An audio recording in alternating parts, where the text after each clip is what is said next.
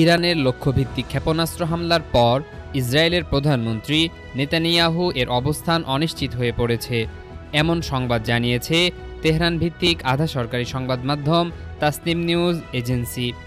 Islamic Revolutionary Guard Corps IRGC এর জনসংযোগ বিভাগ এক বিবৃতিতে দাবি করেছে, ইসরায়েলি প্রধানমন্ত্রীর কার্যালয় এবং দেশটির বিমান বাহিনীর সদর দপ্তর ইরানের খাইবার ক্ষেপণাস্ত্র হামলার 10ম দফায় লক্ষ্যবস্তুতে পরিণত হয়।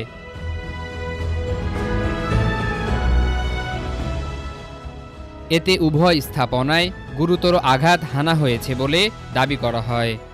আইআরজিসির ভাষ্য অনুযায়ী অপরাধী শাসনের প্রধানমন্ত্রীর কম্পাউন্ড ও বিমান বাহিনীর সদর দপ্তর ইসলামী প্রজাতন্ত্র ইরানের সশস্ত্র বাহিনীর কঠোর আঘাতের মুখে পড়ে। ইসরায়েলি সংবাদ মাধ্যম জানিয়েছে, ক্ষেপণাস্ত্র হামলার পর নেতানিয়াহু অধিকৃত অঞ্চলের বেত শেমেশ এ নির্ধারিত সফর বাতিল করেছেন।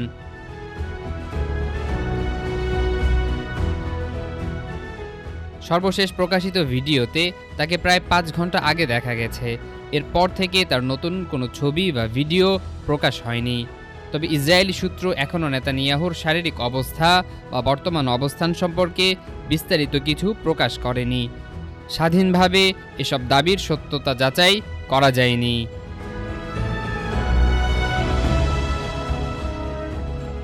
মারুফ বিল্লাহ, আজাদির খবর।